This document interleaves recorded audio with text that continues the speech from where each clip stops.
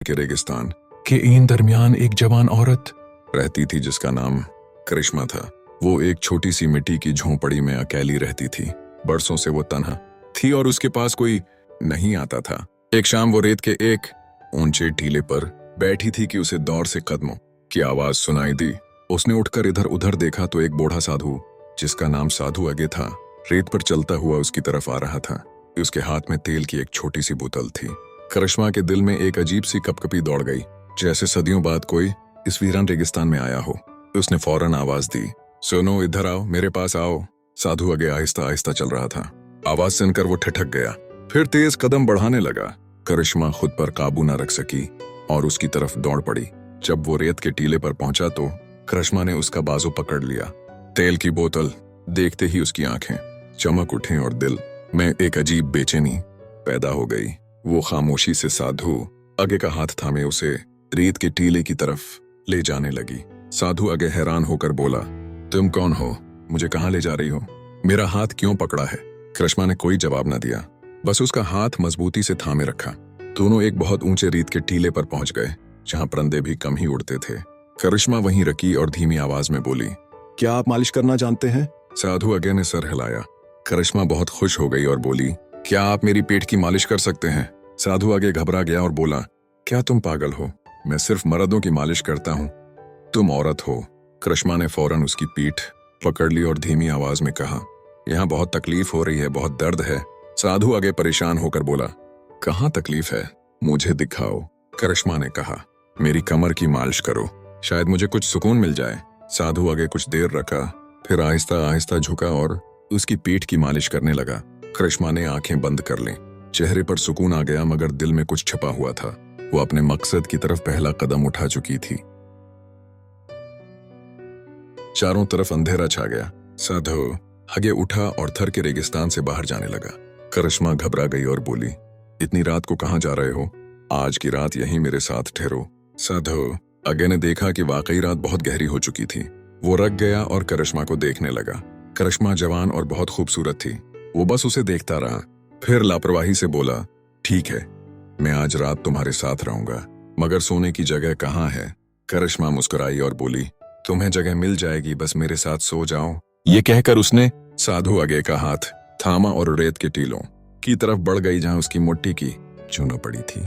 जब दोनों झोंपड़ी के पास पहुंचे तो साधु आगे ने कहा, यह झोंपड़ी बहुत छोटी है, यहाँ सिर्फ एक आदमी सो सकता है। करिश्मा ने उसकी आंखों में देखते हुए कहा, झोंपड़ी छोटी है मगर थर का रेगिस्तान बहुत बड़ा है, हम दोनों झोंपड़ी के बाहर रेत पर क्यों न सोएं? साधु आगे ने कहा, ठीक है, जैसी तुम्हारी मर्जी। करिश्मा ने फौरन रेत पर चटाई बिछाई और बोली, आओ यहाँ बैठो। साधु आगे चटाई पर बैठ गया। करिश्मा भी उसके बिल्कुल करीब बैठ गई। कुछ लम्हों बाद उसने साधु आगे के हाथ और तेल की बोतल को देखा और मुस्कुराकर पूछा, मालिश के कितने पैसे लेते हो? साधु आगे ने कहा, आप जो दें मैं ले लूंगा। करिश्मा ने सरगोशी में पूछा, तुम किस किस्म की मालिश करते हो? साधु आगे ने सादा लहजे में कहा, जो कहो वही। मतनसी अंदाज में आगे चलता है और आखिर में इंकिशाफ होता है कि करिश्मा दरअसल साधु आगे की वही बीवी है जो बरसों पहले खूबसूरती और जवानी की ख्वाहिश में उसे छोड़ गई थी।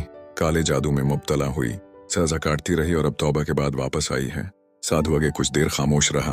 करिश्मा उठकर झोंपड़ी के अंदर गई, लकड़ियां ले आई, आग जलाई और 2 अंडे उबाल कर साधु आगे के सामने रख दिए। साधु आगे हैरान होकर बोला, उसकी क्या जरूरत थी? करिश्मा ने आस्था से कहा, यहाँ बहुत सर्दी है, ये खा लो, तुम्हारे लिए फायदा मंद है। साधु आगे ने गौर से उसे देखा मगर खामोश रहा। उसने अंडा खाया और पूछा, तुम कुछ नहीं खाओगी? करिश्मा ने कहा, मुझे सर्दी नहीं लगती, ये तुम्हारे लिए है, तुम्हें उसकी जरूरत है। साधु आगे सोच में पड़ गया कि करिश्मा का मतलब क्या है, मगर कुछ समझ ना सका। उसने दूसरा अंडा भी खा लिया। तब तक आसमान पर बादल गहरे हो चुके थे। साधु आगे चटाई पर लेट गया। करिश्मा भी पास वाली चटाई पर लेट गई और दोनों सो गए। सुबह हुई तो साधु आगे गहरी नींद में था। करिश्मा उठी और उसका बाजू पकड़कर रेत के टीले पर ले गई। अचानक बोली, मेरे बाजू में आग लगी है। साधु आगे घबरा कर उठा और दौड़ता हुआ आया। करिश्मा की आवाज इतनी दर्द भरी थी कि वो फौरन उसके पास पहुंच गया। वो उसकी गोद में बैठ गई। साधु आगे ने आहिस्ता से पूछा, कहाँ दर्द है? उसने उसके बाजू को छुआ। करिश्मा ने आंखें बंद कर लें और बोली, यही जगह है, यही जगह। साधु आगे ने पूरी तौजा से उसके बाजू पर तीर लगाया और कहा, तुम कौन हो? तुम्हारे जिस्म में इतना दर्द क्यों है? लगता है बरसों से किसी ने तुम्हारा ख्याल नहीं रखा। करिश्मा की आवाज धीमी हो गई, हल्की मुस्कुराहट के साथ बोली, लेकिन तुम मेरा ख्याल रख सकते हो, है ना? साधु आगे खामोश हो गया, कुछ देर आंखों में देखता रहा, फिर सर झुकाकर बोला, हाँ, अगर तुम चाहो तो मैं तुम्हारा ख्याल रख सकता हूँ। अचानक करिश्मा उठी और रेत के टीलों के पीछे गायब हो गई। साधु आगे हैरान होकर उसके पीछे दौड़ा। वहां पहुंचा तो देखा कि करिश्मा एक बड़े पत्थर के पीछे बैठी है। वो बोला, अब यहाँ क्यों बैठी हो? करिश्मा ने आहिस्ता से कहा, ये कैसी जगह है? यहाँ कोई नहीं, सिर्फ तुम और मैं। साधु आगे को हैरत हुई, तुम क्या कहना चाहती हो? करिश्मा कुछ देर सोचती रही, फिर बोली, बैठो। वो हचकिचाया मगर बैठ गया। करिश्मा ने नीचे देखते हुए पूछा, तो बताओ तुम्हारा इरादा क्या है? साधु आगे ने हचकचाते हुए कहा, तुम कहना क्या चाहती हो? करिश्मा ने मुंह मोड़ लिया, मैं सिर्फ ये पूछ रही हूँ कि तुम यहाँ रहोगे या वापस चले जाओगे? कुछ देर दोनों खामोश रहे, फिर करिश्मा उठी और बोली, आओ, आज मैं तुम्हारे साथ कुछ खास सलूक करूं। तुम मेरे पहले मेहमान हो। साधु आगे हैरान होकर बोला, ये क्या है? करिश्मा शरारत से मुस्कुराई, खामोश रहो, ये तुम्हें उम्र भर याद रहेगा। दोनों झोंपड़ी की तरफ बढ़े। सोच की करने रीत के टीलों से टकरा रही थीं। करिश्मा ने लकड़ी और गोश्त का एक टुकड़ा निकाला। साधु आगे हैरान होकर बोला, ये कहाँ से आया? करिश्मा ने पलट कर कहा, तुमसे पहले भी कोई आया था। साधु आगे चौंक गया, फिर कहाँ गया? करिश्मा मुस्कुराकर बोली, चला गया, नीचे रीत की वादी में, बहुत नीचे। साधु आगे खामोश हो गया। कुछ देर बाद खाना तैयार हुआ और दोनों ने मिलकर खाया। शाम होने लगी। थर के रेगिस्तान में ठंडी हवा चल रही थी। करिश्मा ने साधु आगे का हाथ पकड़ा और उसे ऊंचे टीले पर ले गई। दोनों वहां बैठ गए। करिश्मा ने सर पकड़कर कहा, क्या आज मेरे लिए कुछ करोगे? साधु आगे ने आहिस्ता पूछा, क्या चाहती हो? करिश्मा ने आ भरी, मेरे सर में बहुत दर्द है, मेरे सिर की मालिश करो। साधु आगे कुछ देर सोचता रहा, फिर बोला, अगर उससे तुम्हें सुकून मिले का तो मैं हर तकलीफ कम करने की कोशिश करूंगा। इसने सर की मालिश की। कुछ देर बाद दोनों झोंपड़ी में वापस आ गए। करिश्मा ने लकड़ियां जमा की और आग जलाई। दोनों आग के पास बैठ गए। करिश्मा ने उसकी आंखों में देखकर कहा, क्या तुम अकेले हो? तुम्हारी बीवी नहीं है? साधु कुछ कहने ही वाला था कि करिश्मा ने फौरन कहा, फिक्र मत करो, उदास ना हो, मैं तुम्हारे लिए हाजिर हूँ। साधु आगे चौंक गया मगर खामोश रहा। कुछ देर बाद दोनों रेत पर लेट गए और सो गए। सुबह करिश्मा खामोशी से उठी और उस चीले पर जा बैठी जहां एक गोल दायरा बना हुआ था। साधु आगे जागा। करिश्मा न मिली तो घबरा गया और उसी टीले की तरफ आया। पूछा, यहाँ क्यों बैठी हो?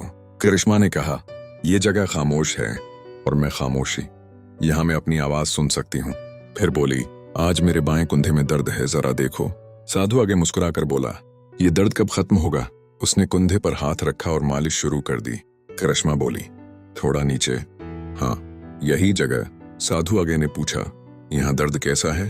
करिश्मा ने धीमी आवाज में कहा, जिस्म में कोई दर्द नहीं, दर्द दिल में है। साधु आगे खामोश रहा।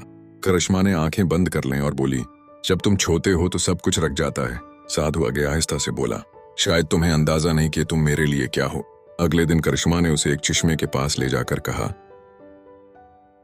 यह जगह सिर्फ इन लोगों के लिए है जिनमें अंदर जाने की हिम्मत हो। आखिरकार बारिश में करिश्मा ने रोकर कहा, अगर वे औरत वापस आ जाए तो? साधु आगे ने कहा, मैं कुछ नहीं पूछूंगा, बस चाहूंगा वो खुश रहे। करिश्मा ने कांपती आवाज में कहा, अगर वो औरत में हूं तो मैं ही वो औरत हूं, तुम्हारी बीवी। साधु आगे की आंखों से आंसू बहने लगे। करिश्मा ने कहा, मुझे डर था कि तुम मुझे माफ नहीं करोगे। उसने अपनी पूरी कहानी सुनाई, खूबसूरती की ख्वाहिश, काला जादू, सजा, दर्द और तौबा। साधु आगे ने उसका हाथ थाम कर कहा, गुनाह का इकरार ही सबसे बड़ी तौबे